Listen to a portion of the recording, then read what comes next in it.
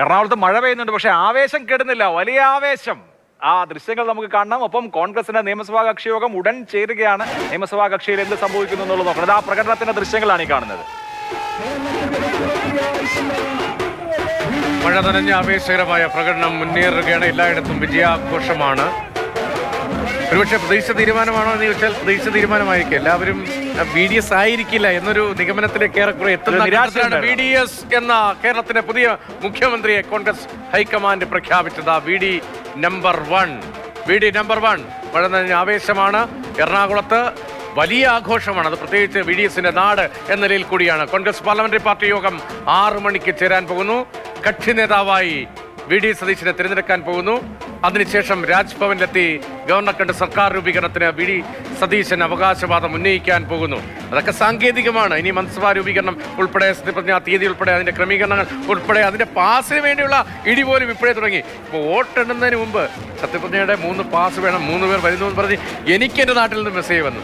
ഒന്ന് ആരെങ്കിലും പരിചയമുണ്ടെങ്കിൽ ഒന്ന് കൊടുക്കണം. അത് വോട്ടെണ്ണുന്നതിന് മുൻപാണ്. അപ്പോൾ അത്രയും കോൺഫിഡൻസിൽ അന്ന് മുതൽ സത്യപ്രതിജ്ഞയ്ക്ക് വേണ്ടി തിരുവനന്തപുരത്തേക്ക് എത്താൻ കാത്തു നിൽക്കുന്ന ആളുകളുണ്ട്. അവർക്ക് കൂടി സൗകര്യപ്രദമായ തരത്തിൽ ഇപ്പോൾ രാജ്ഭവനിലാണ് സത്യപ്രതിജ്ഞയെങ്കിൽ എല്ലാവരെയും ഉൾക്കൊള്ളാനുള്ള സ്പേസ് അവിടെയില്ല. അപ്പോൾ സെൻട്രൽ സ്റ്റേഡിയത്തിലായിരിക്കും മിക്കവാറും സത്യപ്രതിജ്ഞ നമുക്ക് പ്രതീക്ഷിക്കേണ്ടി വരും. വലിയ വിപുലമായ ചടങ്ങുകളിലേക്ക്, അധികാരമേൽക്കലിലേക്ക് കടക്കാൻ പോവുകയാണ്. VD സതീശന്റെ ക്യാബിനറ്റിൽ ആരെല്ലാം ഉണ്ടാകും എന്ന ചോദ്യമുണ്ട്. അതേസമയം തന്നെ പാർലമെന്ററി പാർട്ടി യോഗം ചേരാൻ പോകുമ്പോൾ രമേശ് ചെന്നിത്തല ആ യോഗത്തിൽ പങ്കെടുക്കില്ല എന്നതാണ് ഇപ്പോഴത്തെ ഒരു കോൺഗ്രസിലെ പ്രതിസന്ധി. കോൺഗ്രസ് നിയമസഭാ കക്ഷി യോഗം ചേരാൻ പോവുകയാണ്. അമൽ തേനമ്പറമ്പിലുണ്ട്. അമൽ, എത്ര മണിക്ക് കോൺഗ്രസിന്റെ നിയമസഭാ കക്ഷി യോഗം ആരംഭിക്കും? MLA മാർ എല്ലാവരും എത്തിച്ചേർന്ന് കഴിഞ്ഞിട്ടുണ്ടോ? രമേശ് ചെന്നിത്തല പങ്കെടുക്കുന്നില്ല എങ്കിൽ ആരായിരിക്കും VD സതീശന്റെ പേര് നിർദ്ദേശിക്കുക? അതേപോലെ AICCയുടെ നിരീക്ഷകർ അവർ യോഗത്തിൽ പങ്കെടുക്കാനായി തിരുവനന്തപുരത്ത് ലാൻഡ് ചെയ്ത് കഴിഞ്ഞോ?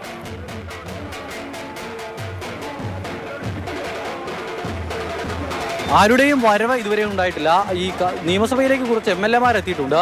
റോയ് കെ പൗലോസ്, F രാജ, അതോടൊപ്പം തന്നെ MR ബൈജു അടക്കമുള്ള ആളുകൾ, K ജയന്ത്, അതോടൊപ്പം തന്നെ പ്രവീൺ, ഇത്രയും ആളുകളെയാണ്, രമ്യ ഹരിദാസ്, ഇത്രയും ആളുകളാണ് ഇതിനോടകം അകത്തേക്ക് കടന്നു പോയിട്ടുള്ളത്. മറ്റാളുകളാരും അകത്തേക്ക് എത്തിയിട്ടില്ല. വളരെ കുറച്ച് പേർ മാത്രം എത്തിയിട്ടുണ്ട്. അപ്പോൾ തൊട്ടടുത്താണ് ഇതിൽ ഈ MLA ഹോസ്റ്റലിലേക്കാണ് ഭൂരിഭാഗം പേരും ഉള്ളത്. ഇപ്പോൾ PC വിശ്വനാഥിൻ്റെയും അല്ലെങ്കിൽ കഴിഞ്ഞ തവണ MLA മാരായിരുന്ന 10-20 പേര് കോൺഗ്രസ്സുകാരുണ്ടല്ലോ. അപ്പോൾ അവരുടെ എല്ലാം മുറികളിലാണ് ഇവരൊക്കെ ഉള്ളത്. കുറേ ആളുകൾ VD സതീശൻ്റെ കണ്ടോൺമെൻറ്റ് ഹൗസിലുണ്ട്. അപ്പോൾ അവരെല്ലാം കൂടി ഒരുമിച്ച് ഇവിടേക്ക് എത്തും എന്നുള്ളതാണ് പ്രതീക്ഷിക്കുന്നത്.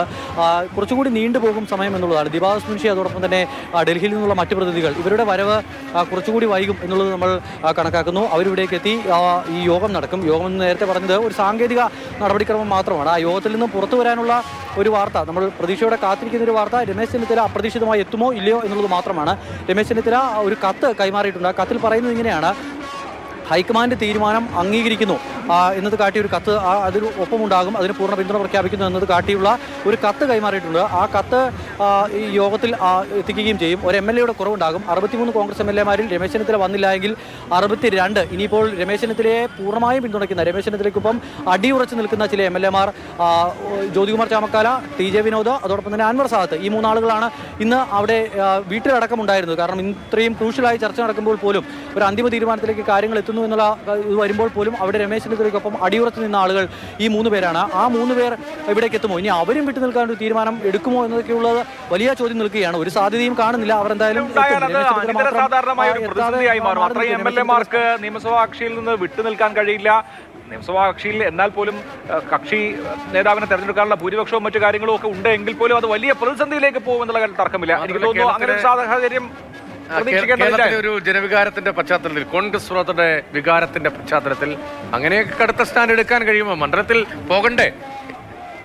അല്ല, എന്ന് മാത്രമല്ല അമൽ, ഈ നിയമസഭാ കക്ഷി യോഗം ചേരുന്ന സ്ഥലത്തേക്ക് മാധ്യമങ്ങൾക്ക് പ്രവേശനമില്ല. അതുകൊണ്ട് അവിടെ എന്ത് ചർച്ചകൾ നടക്കും എന്നുള്ള കാര്യത്തിന് നമുക്ക് സ്ഥിരീകരണം ഉണ്ടാവില്ല. പക്ഷേ വലിയ ചർച്ചകൾക്ക് ഇനി സ്കോപ്പില്ലല്ലോ. കാരണം കക്ഷി നേതാവിനെ തെരഞ്ഞെടുക്കുക എന്ന നോമിനേറ്റ് ചെയ്തത് ഹൈക്കമാൻഡാണ്. അതിൽ വളരെ സാങ്കേതികമായ കാര്യത്തിനപ്പുറത്ത് എന്തെങ്കിലും അവിടെ നടക്കാനുണ്ടോ? ഇല്ലല്ലോ.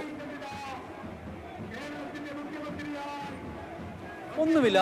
നേരത്തെ ഞാൻ പറഞ്ഞത് ഈ MLA-മാരുടെ കാര്യം പറഞ്ഞത് രമേശ് ചെന്നിത്തലയ്ക്കൊപ്പം അത്രയ്ക്ക് അടിയുറച്ച് നിന്ന ആളുകൾ എന്നുള്ളതാണ്. പരസ്യമായി ഞങ്ങൾ രമേശ് ചെന്നിത്തലയ്ക്കൊപ്പമാണ് എന്ന KC-ക്കൊപ്പമാണ് ഭൂരിഭാഗം ആളുകൾ എന്നൊക്കെ പറയുമ്പോൾ പല ആളുകളും അതിൽ രഹസ്യമായാണ് KC-ക്കൊപ്പം എന്നുള്ള നിലപാട് സ്വീകരിച്ചത്. പക്ഷേ ആ ഒരു പ്രതിസന്ധി ഘട്ടത്തിൽ പോലും രമേശ് ചെന്നിത്തല എന്ന ഞങ്ങളുടെ നേതാവിന് കീഴിൽ ഞങ്ങളുണ്ട് എന്ന് അടിയുറച്ച് പറഞ്ഞ ആ 3 പേരുടെ കാര്യമാണ് ഞാൻ പറഞ്ഞത്. അതിനാൽ അവർ വരില്ല എന്നുള്ള യാതൊരു തരത്തിലുമല്ല പറഞ്ഞത്. ഇനി ഒരു പക്ഷേ അങ്ങനെയും സംഭവിച്ചാലോ എന്നുള്ളൊരു കാര്യം പറഞ്ഞു എന്ന് മാത്രമേ ഉള്ളൂ. കാരണം രമേശ് ചെന്നിത്തല ഇല്ല എങ്കിൽ പിന്തുണയങ്ങ് പ്രഖ്യാപിച്ചേക്കാം എന്നൊക്കെ പറഞ്ഞാൽ ഒരുപക്ഷെ അവർ കൂടി വരാതിരുന്നാൽ എന്ത് ചെയ്യും എന്നൊരു ആശങ്ക ഞാൻ പങ്കുവച്ചതാണ്. അപ്പോൾ ഇതിന്റെ വാർത്താ പ്രാധാന്യം അങ്ങ് മാറുമല്ലോ എന്ന് കരുതി പറഞ്ഞതാണ്. പക്ഷേ അതിനുള്ള സാധ്യത വളരെ വളരെ കുറവാണ്. ആ MLA-മാരെത്തും. രമേശ് ചെന്നിത്തല മാത്രം അഥവാ ഇല്ല എങ്കിൽ രമേശ് ചെന്നിത്തല മാത്രം വിട്ടു നിൽക്കാനുള്ള സാധ്യതയാണ് ഉള്ളത്. നമ്മളിപ്പോൾ നിൽക്കുന്ന നിയമസഭയുടെ കവാടത്തിലാണ്. ഇത് കടന്ന് അകത്തേക്ക് പോയിട്ടുണ്ടെങ്കിൽ നിയമസഭയ്ക്ക് അകത്ത് 5E എന്ന് പറയുന്ന ഒരു അസംബ്ലി ഹാളുണ്ട്. ആ അസംബ്ലി ഹാളിലായിരിക്കും MLA-മാർ എല്ലാവരും ഇരിക്കുക. സാധാരണ നിലയിൽ പാർലമെന്ററി പാർട്ടി യോഗം ചേരാൻ ഈ KPCC ആസ്ഥാനത്ത് സ്ഥലമൊക്കെ ഉണ്ട്. കഴിഞ്ഞ ദിവസം അവിടെയാണ് ചേർന്നത്. അവിടെ മീഡിയ റൂമിലാണ് ചേർന്നത്. പക്ഷേ ആ മീഡിയ റൂമിനും അധികം വലിപ്പമൊന്നുമില്ല. കുറേ കസേരകളൊക്കെ വാരി പിറക്കി അടുക്കിയിട്ടാണ് കഴിഞ്ഞ ദിവസം. കഴിഞ്ഞ തവണത്തെ പോലെ 22 പേരല്ലല്ലോ, 63 പേരുണ്ട്. അപ്പോൾ എല്ലാവർക്കും കൂടി വിശാലമായി ഇരിക്കാനുള്ള ഒരു സ്ഥലം സൗകര്യമൊക്കെ കണക്കാക്കിയാണ് ഇത്തവണ നിയമസഭയിലേക്ക് കൂടിയേക്കാം. തീരുമാനങ്ങളെല്ലാം പ്രഖ്യാപിക്കപ്പെട്ടാണല്ലോ, കാര്യമായ പ്രശ്നങ്ങളില്ലല്ലോ.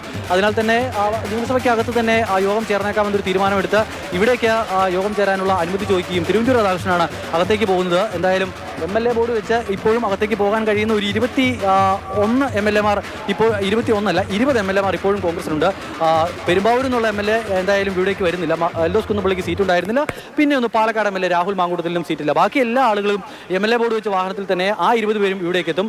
ഇനി MLA ബോർഡ് വെക്കാനുള്ള കുറേ അധികം ആളുകളുണ്ട്. അവരും ഇവിടേക്ക് എത്തുകയാണ്.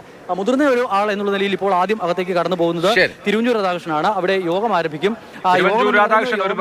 പറഞ്ഞതുപോലെ സെക്കൻഡ് ചെയ്യാനോ സാധ്യതയുള്ള ഏറ്റവും പ്രമുഖ നേതാക്കളിൽ ഒരാൾ, പാർലമെന്ററി പാർട്ടിയിലെ ഏറ്റവും സീനിയർ മെമ്പർമാരിൽ ഒരാൾ അദ്ദേഹമാണ് ഇപ്പോൾ MLA ബോർഡ് വെച്ച കാർഡിൽ, സിറ്റിംഗ് MLA ബോർഡ് വെച്ച കാർഡിലകത്ത് ആദ്യം പറഞ്ഞൊരു 5-6 പേരുടെ പട്ടികയുണ്ട്, രമ്യ ഹരിദാസ് ഉൾപ്പെടെ.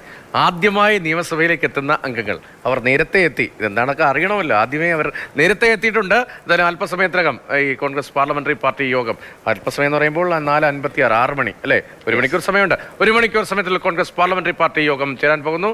സ്വാഭാവികമായ നടപടിക്രമം എന്ന നിലയിൽ അവിടെ ആരാണ് കക്ഷി നേതാവ് എന്നതിന്റെ തിരഞ്ഞെടുക്കലാണ് നടക്കാൻ പോകുന്നത്.